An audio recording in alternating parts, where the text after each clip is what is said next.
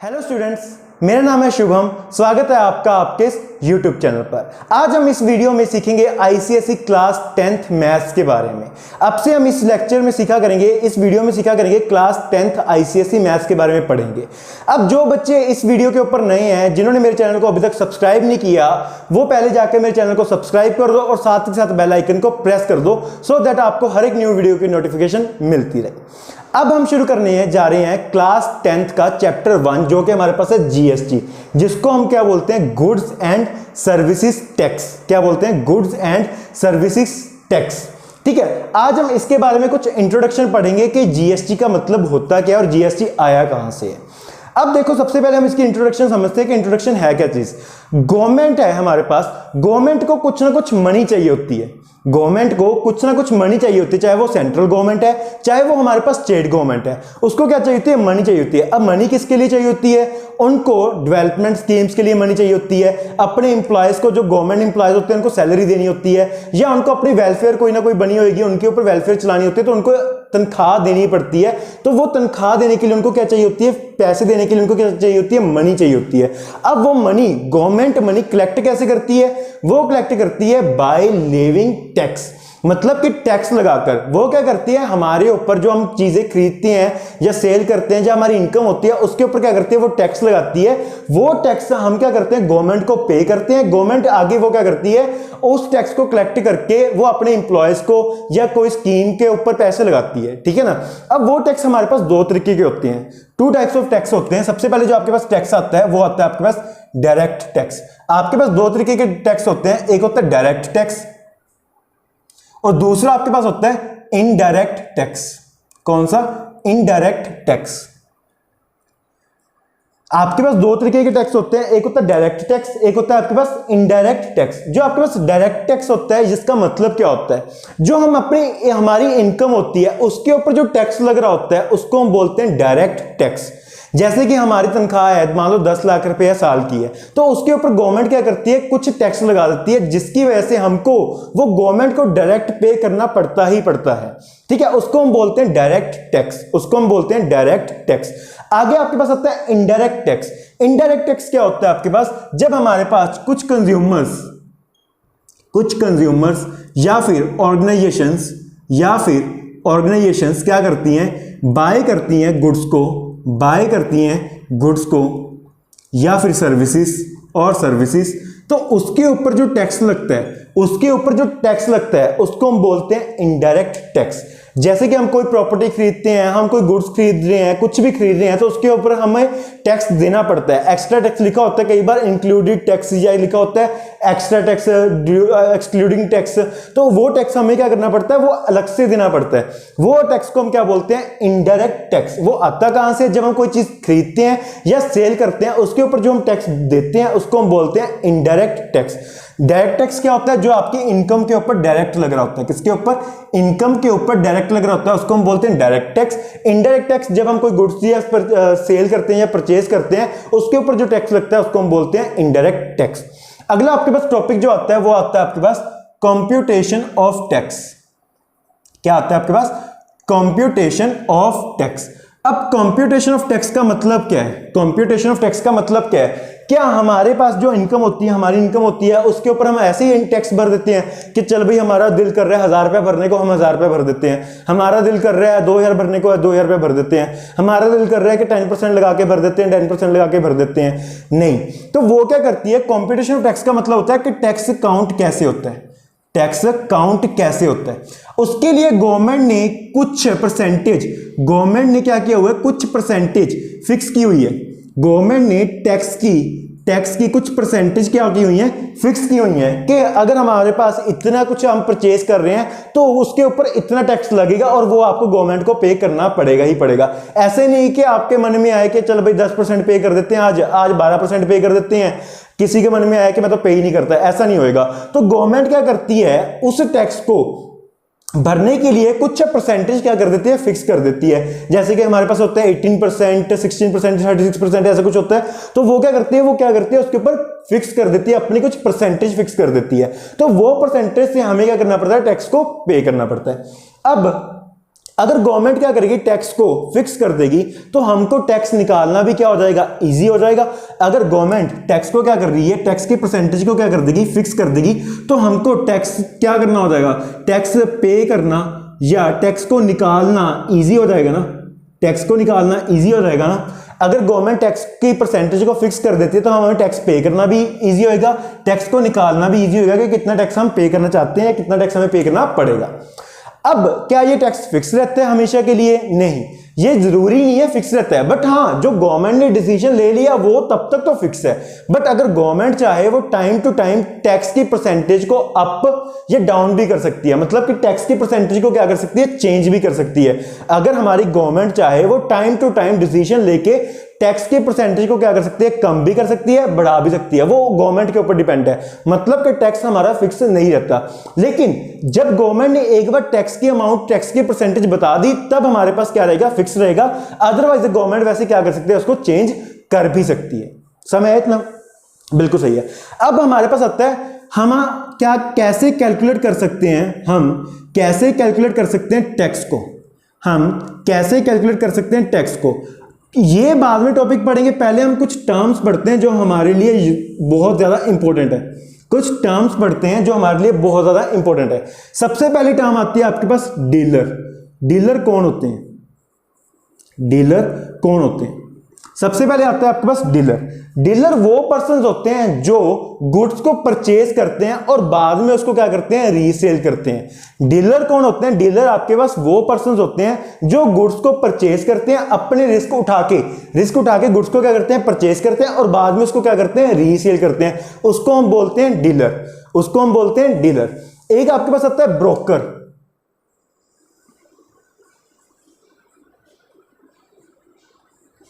देखो डीलर और ब्रोकर में फर्क क्या है? डीलर क्या करता है, रिस्क उठा के कोई चीज को परचेज करता है पहले, बाद में उसको रीसेल करता है, बाद में उसको क्या करता है, रीसेल करता है। बट ब्रोकर क्या करते हैं, ब्रोकर ना तो कुछ खरीदते हैं ना कुछ वो सेल करते हैं। वो क्या करते हैं, डीलर और जो हमारे पास कस्टमर होता है, ये मान लो डीलर है, ये हमारे पास कस्टमर है, इनके बीच में एक लिंक बनाते हैं, वो कौन बनाते हैं, ब्रोकर। ब्रोकर क्या करते हैं, डीलर जो चीज अपनी सेल करना चाहता है और कस्टमर जो चीज लेना चाहता है, उनके बीच का मतलब उनके बीच का लिंक होता है। एक तरीके से हम जिस तरीके से कह सकते हैं विचोला। वो क्या करते हैं, उन दोनों को आपस में मिलाते हैं और कुछ परसेंटेज खा जाते हैं पैसों का। उनका कोई नुकसान नहीं होता, उनको कोई रिस्क नहीं होता। कस्टमर को पसंद आया वो चीज डीलर की ले लेगा, नहीं पसंद आया तो छोड़ देगा। तो ब्रोकर क्या करता है, उन दोनों में से कुछ ना कुछ परसेंटेज खा लेता है। क्या करता है, उन दोनों में से कुछ ना कुछ परसेंटेज खा लेता है। बट ब्रोकर का कोई भी रिस्क नहीं होता। क्यों? क्योंकि ब्रोकर ने ना तो कुछ खरीदना है ना उसने कुछ सेल करना है। उसने क्या करना है, बस दो बंदों को आपस में मिलाना है, मतलब एक कस्टमर को एक डीलर को आपस में क्या करना है, मिलाना है। डीलर अपना रिस्क उठा के कोई चीज को पहले परचेज करता है, वो उसकी बिके चाहे ना बिके वो डिपेंड करता है। बट वो डीलर वो होते हैं, वो पर्सन होते हैं जो पहले कुछ परचेज करते हैं गुड्स को, बाद में उसको क्या करते हैं, रीसेल करते हैं। उसको हम बोलते हैं डीलर। ब्रोकर क्या करता है, दो के बीच में लिंक करता है सो दैट वो क्या हो सके, आपस में सलाह करके अगर उनको कोई चीज डीलर की पसंद आती है तो वो खरीद लेंगे, अदरवाइज वो क्या कर देंगे, छोड़ देंगे। अगर पसंद आएगी तो ब्रोकर क्या करेगा, डीलर से भी परसेंटेज खाएगा कुछ ना कुछ और कस्टमर से भी कुछ ना कुछ परसेंटेज खाएगा। वो उनकी आपस में डीलिंग होती है, क्या पता डीलर से ना खाए, क्या पता कस्टमर से ना खाए, तो वो ब्रोकर की आपस की डीलिंग होती है। समझ है? उसके बाद हमारे पास आता है कॉस्ट प्राइस।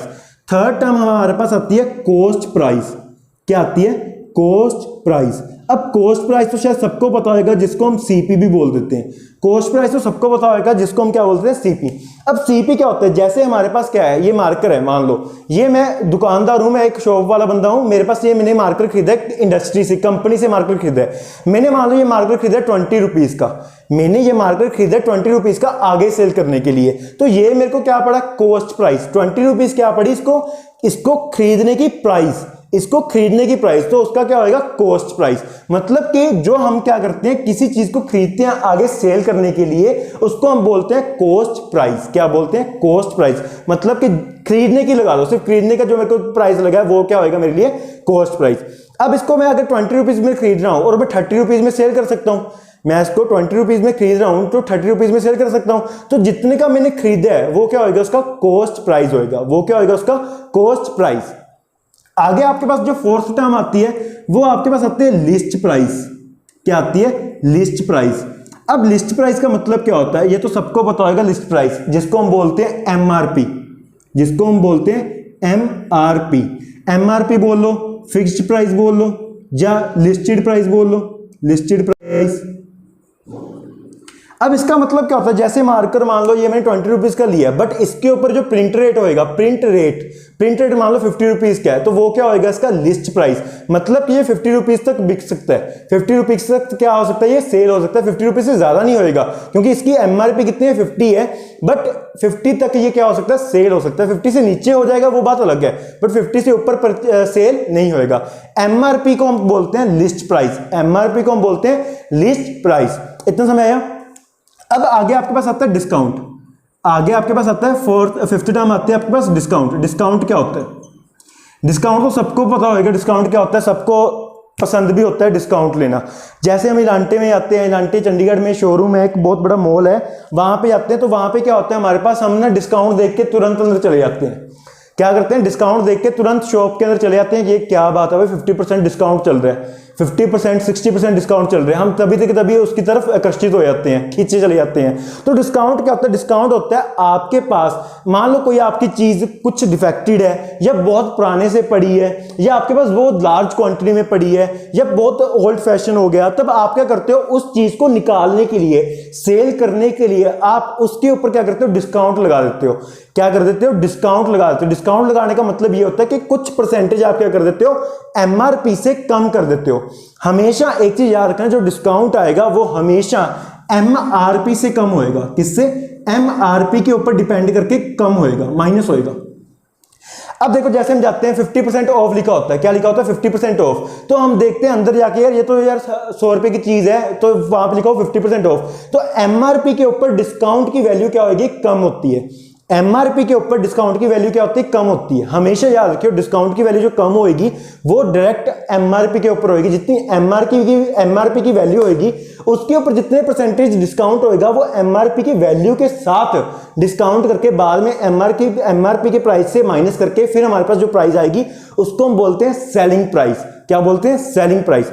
डिस्काउंट क्या होता है, जो हमें कुछ परसेंटेज एमआरपी से कम मिलता है, कुछ परसेंटेज, कुछ प्राइस एमआरपी से कम मिलता है। जैसे मान लो ये 50 रुपीज प्रिंट रेट है, एमआरपी कितनी लिखी हुई है, 50 रुपीज लिखी हुई है, बट मेरे को ये मिला 20 रुपीज में, तो कितना डिस्काउंट हो गया, 30 रुपीज का क्या हो गया, ये डिस्काउंट हो गया। कितने रुपीज का, 30 रुपीज का डिस्काउंट हो गया। उसको हम बोलते हैं डिस्काउंट। डिस्काउंट लगाते क्यों है, जब किसी पर्सन के पास, किसी शॉप वाले बंदे के पास कोई पुराना माल पड़ा होता है, या कुछ डिफेक्टेड माल पड़ा होता है, या उसके पास लार्ज क्वांटिटी में माल आया था, या वो कस्टमर को अट्रैक्ट करने के लिए डिस्काउंट लगाता है, तो उसको हम बोलते हैं डिस्काउंट वैल्यू। डिस्काउंट लगता कैसे है, वो डायरेक्ट एमआरपी के ऊपर लगेगा। हमेशा याद रखियो, अगर लिखा होता है 40%, तो 40% डिस्काउंट का मतलब ये है कि जितनी उसकी एमआरपी है, जो उसका प्राइस टैग है, उसके ऊपर 40% कम करके आपको वो चीज मिल जाएगी। एमआरपी के ऊपर डिस्काउंट होती है हमेशा, याद रखा है, ठीक है। अब आपको जो सिक्स्थ टर्म आती है, जो लास्ट टर्म आती है, वो होती है आपके पास सेलिंग प्राइस। क्या आती है आपके पास, सेलिंग प्राइस, जिसको हम एसपी भी बोलते हैं। अब सेलिंग प्राइस का मतलब क्या होता है, सेलिंग प्राइस आपके पास वो होता है जो आप किसी चीज को सेल कर रहे हो, किसी चीज को किस प्राइस पे सेल कर रहे हो। मतलब कि आपने एमआरपी लिखा होता 50 रुपीज, आपने उसको 10% डिस्काउंट दे दिया, 10 रुपीज मान लो डिस्काउंट दे दिया, 10% से कोई छोड़ो, 10 रुपीज क्या दे दिया उसने, डिस्काउंट दे दिया।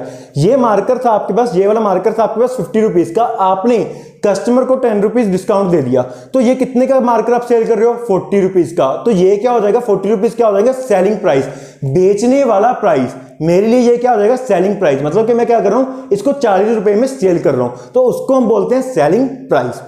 एमआरपी से आप जितने का डिस्काउंट दे रहे हो वो क्या होएगा मेरे पास, सेलिंग प्राइस। जरूरी नहीं है डिस्काउंट देना, जरूरी नहीं है डिस्काउंट देना, आप एमआरपी पे भी दे सकते हो, वो भी क्या होएगा, आपका सेलिंग प्राइस ही होगा। आप इसको एमआरपी पे भी दे सकते हो, 50 का 50 रुपीज में दे सकते हो, मतलब जितने का आप कोई चीज सेल कर रहे हो वो क्या होएगा आपके पास, सेलिंग प्राइस होएगा। क्या होएगा, सेलिंग प्राइस।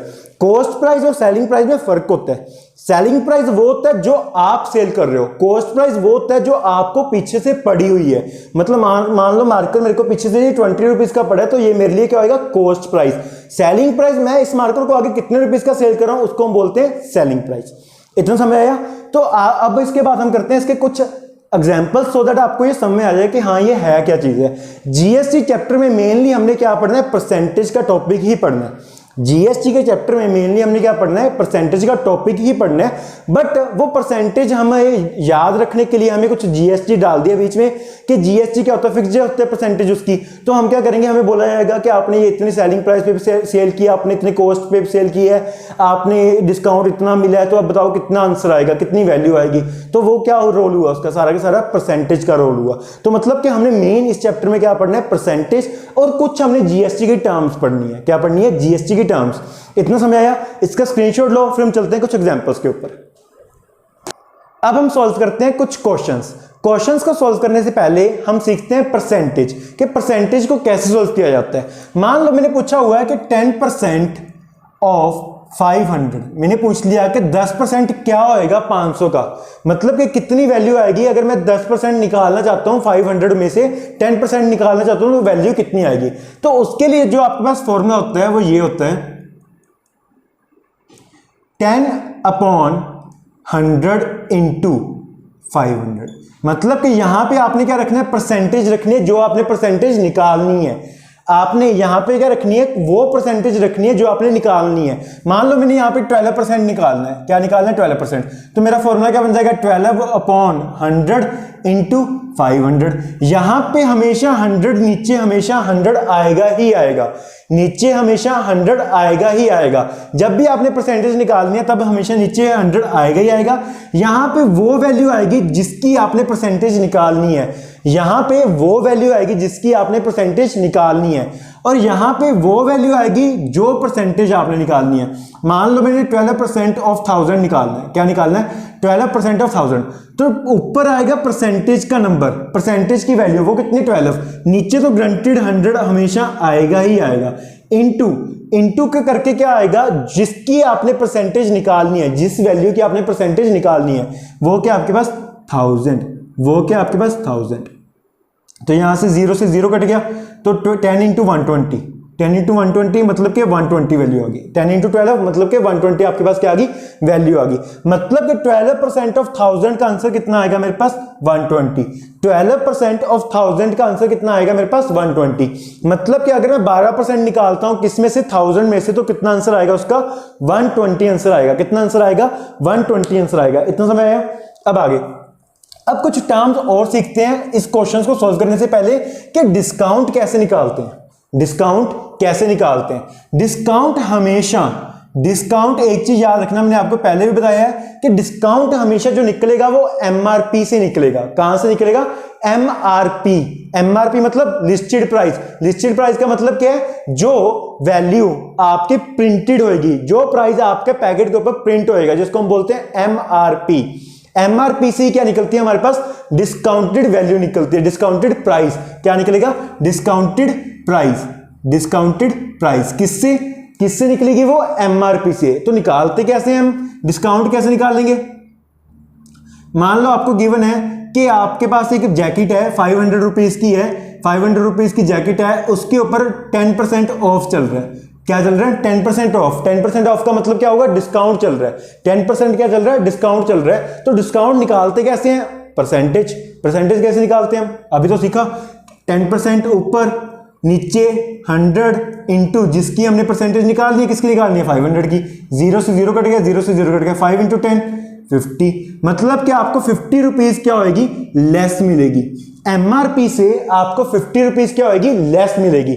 डिस्काउंटेड प्राइस अलग चीज होती है, डिस्काउंट निकालना अलग चीज होता है। डिस्काउंट होता है कि आपको कितने रुपीज कम मिली है, कितने रुपीज कोई चीज कम अमाउंट में मिली है, वो होता है डिस्काउंट वैल्यू, वो होता है डिस्काउंट वैल्यू।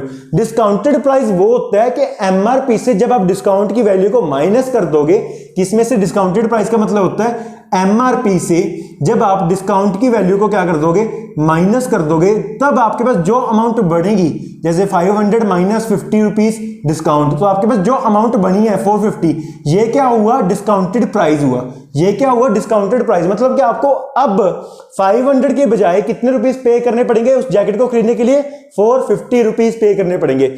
डिस्काउंट कैसे आता है आपके पास, डिस्काउंट आएगा जैसे हम परसेंटेज निकालते हैं। मान लो मैंने 500 की जैकेट पूछी है, उसके ऊपर एमआरपी का टैग लगा हुआ है 500 रुपीज और लिखा हुआ है 10% ऑफ है, तो मैं पूछना चाहता हूं कि देखना चाहता हूं कितने रुपीस ऑफ हो गया, कितने रुपीस मेरे को एमआरपी से कम देने पड़ेंगे। डिस्काउंट आता है कि 50 रुपीज आपको क्या करने पड़ेंगे, लेस देने पड़ेंगे, ये आपके पास डिस्काउंट हो गया, मतलब कि एमआरपी से आपको 50 रुपए क्या करने पड़ेंगे, कम देने पड़ेंगे।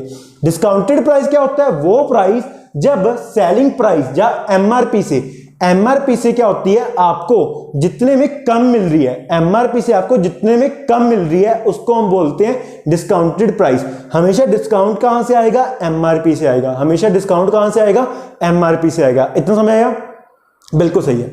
अब अगला जो टॉपिक आता है आपके पास टैक्स, कि टैक्स किसके ऊपर लगता है, टैक्स किसके ऊपर लगता है, सेलिंग प्राइस के ऊपर, कॉस्ट प्राइस के ऊपर, सेलिंग प्राइस के ऊपर, या फिर लिस्टेड प्राइस के ऊपर, किसके ऊपर लगता है टैक्स, किसके ऊपर लगता है, मतलब कि सेलिंग प्राइस के ऊपर या लिस्टेड प्राइस के ऊपर, मतलब कि जो एमआरपी होती है उसके ऊपर लगता है या सेलिंग प्राइस के ऊपर लगता है। हमेशा जो आपका टैक्स होएगा वो हमेशा ही, याद रख लो, जो भी आपका टैक्स होएगा वो हमेशा ही सेलिंग प्राइस के ऊपर लगेगा। जो प्राइस हम सेल कर रहे हैं उसके ऊपर ही क्या लगेगा, टैक्स लगेगा, आपका क्या लगेगा, टैक्स लगेगा। मतलब कि मेरे को एमआरपी क्या थी 500, जैकेट की एमआरपी क्या थी 500, बट मेरे को टैक्स कितना पे करना पड़ेगा, टैक्स मेरे को 450 रुपीज का, जितनी भी परसेंटेज होगी सिर्फ मेरे को 450 रुपीज के ऊपर जो टैक्स लगेगा वो पे करना पड़ेगा। 500 नहीं पे करना पड़ेगा मेरे को, जो मैं अमाउंट में एक्चुअल में पे कर रहा हूं 450 रुपीज पे कर रहा हूं ना 500 की बजाय, तो सिर्फ 450 के ऊपर ही क्या लगेगा, मेरा टैक्स लगेगा। किसके ऊपर, सिर्फ और सिर्फ 450 के ऊपर, जितने परसेंटेज टैक्स की होगी वो 450 के ऊपर लगेगा, 500 के ऊपर नहीं लगेगा। तो मतलब कि जो आपके पास सिर्फ टैक्स आता है वो हमेशा ही सेलिंग प्राइस के ऊपर जो होएगा टैक्स निकलेगा, कभी भी लिस्टेड प्राइस के ऊपर टैक्स निकलेगा, हमेशा किसके ऊपर निकलेगा, सेलिंग प्राइस के ऊपर हमेशा क्या निकलेगा, टैक्स निकलेगा। इतना समझ आया कि टैक्स कैसे निकलता है या टैक्स लगता कैसे है, डिस्काउंट प्राइस क्या होती है, डिस्काउंटेड वैल्यू क्या होती है, डिस्काउंट क्या होता है, वो क्या होता है हमारे पास, ठीक है, वो हमने सीख लिया। अब हम चलते हैं क्वेश्चन के ऊपर, क्वेश्चन को सोल्व करेंगे तब हमको और भी ज्यादा क्लियर होगा। अब आपके पास यहां पे गिवन है Dinesh buys a chair marked at ₹5000। अब क्या है, फर्स्ट पार्ट का हम सॉल्व कर रहे हैं, Dinesh buys a chair marked at ₹5000। Marked का मतलब क्या है, 5000 पे जो उसके ऊपर लिखा हुआ है, 5000 जो उसके ऊपर लिखा हुआ है वो क्या है, एमआरपी, क्या है, MRP. Dinesh buys a chair on MRP कितना रुपीस, 5000, कितना रुपीस, 5000, ये हमको क्या है, गिवन है। उसके बाद उसके ऊपर उसको डिस्काउंट मिला है, उसके बाद उसके ऊपर डिस्काउंट मिला है, डिस्काउंट कितना मिला उसको, डिस्काउंट कितना मिला उसको, 20%, कितना मिला उसको, 20% डिस्काउंट मिला है। एंड उसके बाद उसने जितना डिस्काउंट मिला है उसके बाद उसने उसके ऊपर 18% टैक्स पे की है।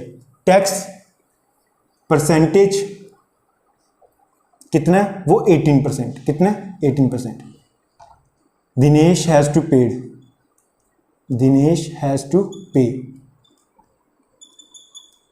ठीक है, उसने कितने टैक्स पे किया, 18% पे किया है, कौन सी वैल्यू के ऊपर, डिस्काउंटेड प्राइस के ऊपर। मान लो आपने 5000 की चेयर खरीदी, उसके ऊपर आपको 20% क्या मिल गया, डिस्काउंट मिल गया। पहले आप टैक्स, जो डिस्काउंट की वैल्यू है वो आप माइनस कर दो 5000 रुपीज में से, वो क्या आ जाएगा आपके पास, डिस्काउंटेड प्राइस आ जाएगा। डिस्काउंटेड प्राइस के ऊपर आप जो टैक्स लग रहा है वो टैक्स निकालकर आप डिस्काउंटेड प्राइस में से टैक्स क्या कर दो, ऐड कर दो, तो वो आपके पास क्या आ जाएगा, सेलिंग प्राइस के अकॉर्डिंग आ जाएगा। किसके अकॉर्डिंग आ जाएगा, सेलिंग प्राइस। मतलब आपको टोटल पे कितना करना पड़ रहा है, डिस्काउंटेड प्राइस प्लस टैक्स, वो आपको क्या करना पड़ रहा है, टोटल पे करना पड़ रहा है। अब देखो कैसे, आपको क्या गिवन है, calculate the tax Dinesh has to pay, कितना टैक्स उसने क्या किया, पे किया है। सबसे पहले हम निकालते हैं डिस्काउंटेड प्राइस, क्या निकालते हैं, डिस्काउंटेड प्राइस, मतलब कि मेरे को डिस्काउंट करके वो चेयर कितने की मिली है, डिस्काउंटेड प्राइस, मतलब कि मेरे को वो चेयर डिस्काउंट करके कितने रुपीस में पड़ी है। अब वो कैसे निकालते हैं हम, एमआरपी माइनस जितना डिस्काउंट है, MRP माइनस जितना डिस्काउंट है, तो MRP कितनी है उसके ऊपर 5000 रुपीज, MRP कितनी है उसके ऊपर 5000 रुपीज, डिस्काउंट कितना है उसके ऊपर माइनस, डिस्काउंट निकालते कैसे हैं वो मैंने आपको बताया हुआ है, कैसे निकालते हैं, परसेंटेज अपॉन 100 इंटू जिस वैल्यू का हमने क्या निकालना है, डिस्काउंट निकालना है। डिस्काउंट कैसे निकालते हैं, परसेंटेज कितना परसेंटेज डिस्काउंट है अपॉन 100 इंटू जिसके ऊपर डिस्काउंट निकालना है, किसके ऊपर निकालना है, 5000 के ऊपर 20% डिस्काउंट निकालना है। तो कैसे निकालेंगे, 20% अपॉन 100 इंटू 5000 इंटू 5000, 0 से डबल जीरो कट गया, 5 इंटू 2 10 और साथ में क्या है 2 जीरो है, मतलब कि कितना डिस्काउंट आ रहा है आपके पास 1000 रुपीज, कितना डिस्काउंट आ रहा है आपके पास 1000 रुपीज माइनस 1000, तो आपको डिस्काउंटेड प्राइस कितने की पड़ी 4000 रुपीज, मतलब कि कितने का पड़े आपको वो चेयर रुपीज 4000 की। ये कौन सी वैल्यू आई है, डिस्काउंटेड वैल्यू आई है, कौन सी डिस्काउंटेड वैल्यू, कौन सी वैल्यू आई है आपके पास, ये डिस्काउंटेड वैल्यू। अब डिस्काउंटेड वैल्यू का मतलब क्या है, वो वैल्यू जो आपको पे करनी है, जो आपको एमआरपी के बाद डिस्काउंट करने के बाद आपको जो अमाउंट पे करनी है उसको हम बोलते हैं डिस्काउंटेड वैल्यू।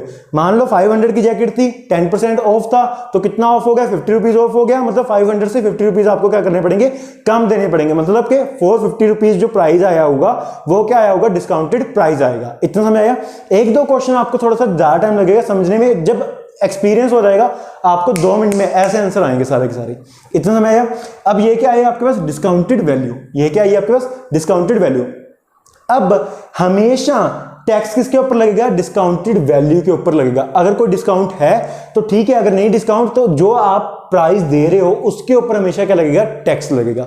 अब टैक्स कितना आपके पास 18%, कितना आपके पास टैक्स 18%। अब कैसे निकालते हैं, परसेंटेज कैसे निकालते हैं वो हमको पता ही है, 18 डिवाइड बाय 100 इंटू जिसका हमने निकालना है किसका, हमें डिस्काउंटेड प्राइस का, किसका निकालना है, डिस्काउंटेड वैल्यू का टैक्स निकालना है कि अब 4000 के ऊपर 18% अगर मैं टैक्स लगा रहा हूं तो कितना अमाउंट मेरे को एक्स्ट्रा पे करना पड़ेगा। 4000 के ऊपर 18% टैक्स लगा के मेरे को कितना अमाउंट पे करना पड़ेगा। याद रखियो एमआरपी के ऊपर टैक्स नहीं लगेगा, एमआरपी के ऊपर टैक्स नहीं लगेगा। अगर उसके ऊपर कोई डिस्काउंट है, पहले डिस्काउंट की वैल्यू निकालोगे, उसके ऊपर बाद में क्या लगेगा, आपका टैक्स लगेगा। पहले डिस्काउंटेड वैल्यू निकाल लो कि डिस्काउंट करने के बाद उसका प्राइस क्या आ रहा है, उसके बाद उसके ऊपर टैक्स लगाओ। अगर कोई डिस्काउंट वैल्यू नहीं है फिर डायरेक्ट एमआर के ऊपर लगा दो। अगर डिस्काउंट कोई है ही नहीं, आप 5000 की सेल कर रहे हो तो उसके ऊपर डायरेक्ट टैक्स लगा सकते हो। अगर डिस्काउंट है तो पहले डिस्काउंट निकालो फिर उसके ऊपर क्या करो, आप टैक्स लगाओ। अब यहां से 0 से 0 कट गया, 0 से 0 कट गया, ठीक है। 18 इंटू 4 कितना होता है 72, साथ में क्या है 0, मतलब कि 72 रुपीज, 720 रुपीज कितना आया आपके पास टैक्स, 720 रुपीज क्या आया आपके पास टैक्स आया। मतलब कि दिनेश को कितना टैक्स पे करना पड़ेगा, 720। यहां पे लिखा हुआ है calculate the tax Dinesh has to pay, Dinesh को कितना टैक्स पे करना पड़ेगा 720। Therefore Dinesh has to pay rupees, has to pay tax amount लिख लो, has to pay tax amount वो कितनी आई है, इक्वल टू रुपीज 720। मतलब कि उसको कितना टैक्स देना पड़ेगा, 720 रुपीज टैक्स देना पड़ेगा। अगला क्वेश्चन क्या है इसमें, also find the total amount to paid by Dinesh, मतलब कि वो टोटल कितना देगा। देखो डिस्काउंटेड प्राइस तो देगा ही, प्लस साथ में हम क्या देते हैं, टैक्स भी तो देते हैं, एक्स्ट्रा देते हैं टैक्स, तो वो क्या होगा उसमें ऐड हो जाएगा। तो टोटल अमाउंट वो कैसे आएगी आपके पास, discounted value plus tax amount. Discounted value कितनी है आपके पास, वो है आपके पास 4000 प्लस टैक्स अमाउंट कितनी है आपके पास 720। तो कितना पे करेगा टोटल रुपीज, वो 4720 रुपीज क्या करेगा, वो पे करेगा। टोटल कितना पे करेगा वो रुपीज 4720 रुपीज क्या करेगा, वो पे करेगा। टैक्स टोटल अमाउंट कैसे आती है, जितने हमारे पास डिस्काउंटेड वैल्यू प्लस उसके ऊपर जितना उसने जीएसटी लगाया उन दोनों को ऐड करके मेरे पास क्या आएगा, टोटल अमाउंट कितना पे करेगा दिनेश। इतना समझ आया। इसका एक बार स्क्रीनशॉट लो, फिर हम चलते हैं एग्जांपल नंबर 2 के ऊपर। हो गया, इरेज कर दूं इसको, ठीक है। अब परसेंटेज का एक ट्रिक भी है कि परसेंटेज हम फास्ट कैसे निकाल सकते हैं। जैसे हम बोला गया 28% of this amount, 38% of this amount. उसके लिए एक ट्रिक भी है, अगर आपने ट्रिक सीखनी है तो आप कमेंट बॉक्स में मेरे को कमेंट कर दो, तो मैं आपको उसके लिए एक अलग से ट्रिक बना के सिखा दूंगा कि उसकी एक ट्रिक क्या है परसेंटेज को सॉल्व करने की। तो उसके लिए एक मैं अलग से वीडियो बना दूंगा, तो आप परसेंटेज को निकालने का इजी मेथड भी सीख सकते हो। उससे फास्ट आंसर आते हैं, उससे आंसर क्या आएगा आपके पास, फास्ट आएगा, और आप 2 मिनट में चेक कर सकते हो कि आपके पास जो परसेंटेज अमाउंट आई है वो सही आई है या गलत आई है। ठीक है, आप कमेंट बॉक्स में मेरे को कमेंट कर दो, और प्लीज लाइक शेयर सब्सक्राइब करना मत भूलना। अब हम चलते हैं पार्ट नंबर 2 के ऊपर। पार्ट नंबर 2 में आपको क्या गिवन है, मतलब एग्जांपल 2 में क्या गिवन है, the list price of N AC, AC मतलब एयर कंडीशनर, इज ₹40,000। तो हमको गिवन है कि आपके पास जो लिस्ट प्राइस है, सेकंड पार्ट को सॉल्व कर रहे हैं हम, जो आपके पास लिस्ट प्राइस है, list price of N AC, वो कितने आपके पास, जो एमआरपी, लिस्ट प्राइस का मतलब क्या होता है एमआरपी। अब इसीलिए आपको सारी की सारी टर्म समझाई है कि लिस्ट प्राइस क्या होती है, सेलिंग प्राइस क्या होती है, कॉस्ट प्राइस क्या होती है, सो दैट आपको ये क्वेश्चंस करने में डिफिकल्टी ना आए। समझ आया इतना। अब आपके पास क्या है, list price of N AC 40,000 rupees हमें क्या है गिवन है। कितने रुपीज का है लिस्ट प्राइस उसका गिवन, एमआरपी क्या उसकी 40,000। The shopkeeper gives a discount of 15%। Shopkeeper ने डिस्काउंट दिया उसके ऊपर, कितना डिस्काउंट दिया उसने, कितना 15%। कितना डिस्काउंट दिया 15%। तो डिस्काउंटेड वैल्यू क्या होगी, पहले हम डिस्काउंट ही निकाल लेते हैं, कितना डिस्काउंट आएगा, discount amount, discount amount, discount कैसे निकालते हैं हम, percentage divide by 100 into MRP, into MRP. MRP कितनी है वो उसके हिसाब से क्या आ जाएगी हमारे पास डिस्काउंट।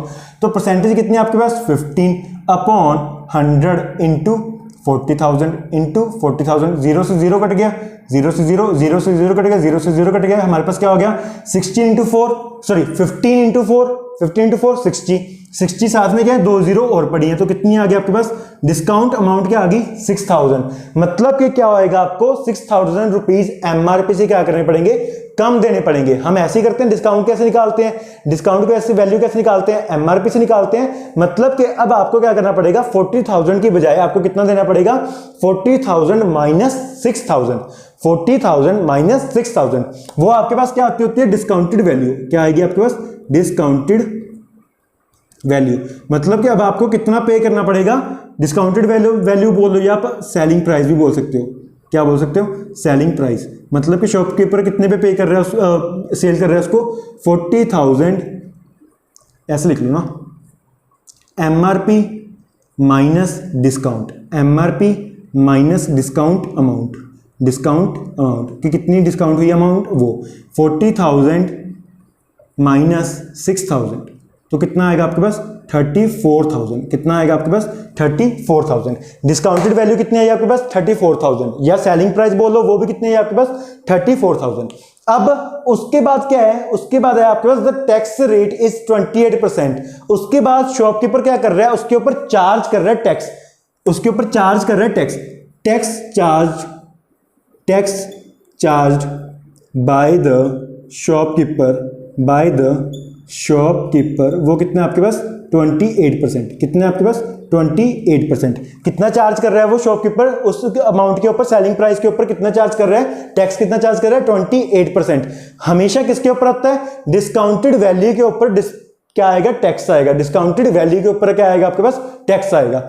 एमआरपी के नहीं ऊपर आएगा। जब तक डिस्काउंट होगा आपको गिवन है तो पहले डिस्काउंट निकाल लो कितना है, फिर एमआरपी से माइनस करो, वो आपके पास जो वैल्यू आएगी वो होगी डिस्काउंटेड वैल्यू, उसके ऊपर आपने क्या लगाना है, टैक्स लगाना है। अगर डिस्काउंट कोई नहीं है तो डायरेक्ट एमआरपी के ऊपर आप क्या लगा सकते हो, टैक्स लगा सकते हो। बट हमको डिस्काउंट गिवन था तो पहले हमने क्या किया, डिस्काउंट निकाला, फिर हम इसके ऊपर क्या निकालेंगे, टैक्स निकालेंगे कि डिस्काउंटेड वैल्यू के ऊपर कितना टैक्स है, 28%। अब टैक्स कैसे निकालते हैं हम, टैक्स कैसे निकालते हैं, वही परसेंटेज कितनी है 28 divide by 100, divide by 100 into किसके ऊपर, डिस्काउंटेड वैल्यू के ऊपर, डिस्काउंटेड वैल्यू के ऊपर। अब डिस्काउंटेड वैल्यू क्या है आपके पास 28 तो परसेंटेज है टैक्स की, इंटू 100 डिवाइड बाय 100 इंटू कितनी है आपके पास 34,000। कितनी है आपके पास 34,000। 34,000 में से 0 से 0 कट गया, 0 से 0 कट गया, मतलब कि 28 इंटू 34, 28 इंटू 34 वो कितना होता है आपके पास, वो होगा आपके पास 9520।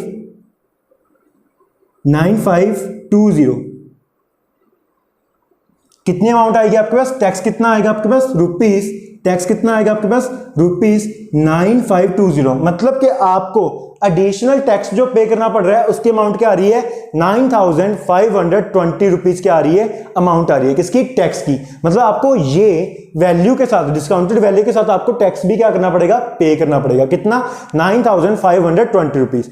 इतना टैक्स, कितने परसेंट लगाया था उसने, 28% टैक्स लगाया था। समय है इतना। अब आगे उन्होंने क्या पूछा है, and the total amount including tax the customer has to pay. मतलब कि कस्टमर को टोटल कितना अमाउंट पे करना पड़ेगा टैक्स के साथ, discounted value plus tax paid, tax amount, discounted value plus tax amount, वो क्या आता है आपके पास, जितना कस्टमर को टोटल पे करना पड़ता है। अब इसको इरेज कर लो क्वेश्चन को, इसकी तो जरूरत नहीं अब हमें। अब क्या आएगा आपके पास, कस्टमर हैज टू पेड, वो कितना आएगा आपके पास, वो आएगा आपके पास discounted value plus tax amount. Tax की कितनी अमाउंट आई है, डिस्काउंटेड वैल्यू कितनी आई है और टैक्स की कितनी अमाउंट आई है। डिस्काउंटेड वैल्यू कितनी आई है आपके पास, 34,000। कितनी आई है आपके पास, 34,000 प्लस टैक्स की अमाउंट कितनी आई है आपके पास, वो आई है 9520। कितनी आई है, 9520। तो अब इसको टोटल ऐड कर लेंगे, वो क्या आ जाएगा आपके पास, टोटल अमाउंट कितनी कस्टमर ने क्या की है, पे की है। टोटल अमाउंट यहां पे लिख लो, total amount customer has to paid, total amount customer has to paid. ठीक है, 2534 कितना आ रहा है, 43,520 रुपीज कस्टमर को क्या करने पड़ रहे हैं, पे करने पड़ रहे हैं। 43,520 रुपीज क्या करने पड़ रहे हैं, कस्टमर को टोटल पे करने पड़ रहे हैं। अब वही चीज समझने के लिए डिस्काउंट कैसे निकालते हैं, एमआरपी से डिस्काउंट निकलेगा, उसमें से अगर आप एमआरपी से डिस्काउंट की अमाउंट को माइनस कर दोगे तो आपके पास कौन सी वैल्यू आएगी, डिस्काउंटेड वैल्यू, या आप बोल सकते हो सेलिंग प्राइस आएगा। उसके बाद टैक्स निकालना है, तो टैक्स किसके ऊपर आएगा, डिस्काउंटेड वैल्यू के ऊपर, उसके ऊपर आप टैक्स निकाल के टैक्स को ऐड कर दोगे, वो क्या होगा, कस्टमर को टोटल पे रुपीज पे करने पड़ेंगे। इतना समझ आया। अब नेक्स्ट में हम नेक्स्ट लेक्चर में सीखेंगे जीएसटी के बारे में कंप्लीटली, कि जीएसटी कैसे लगता है, कितनी परसेंटेज होती है, जीएसटी लगाते कैसे हैं, कितनी अमाउंट किस गुड्स के ऊपर कितना टैक्स लगता है, किस गुड्स के ऊपर कितना टैक्स लगता है, वो हम सीखेंगे नेक्स्ट लेक्चर में। Thank you.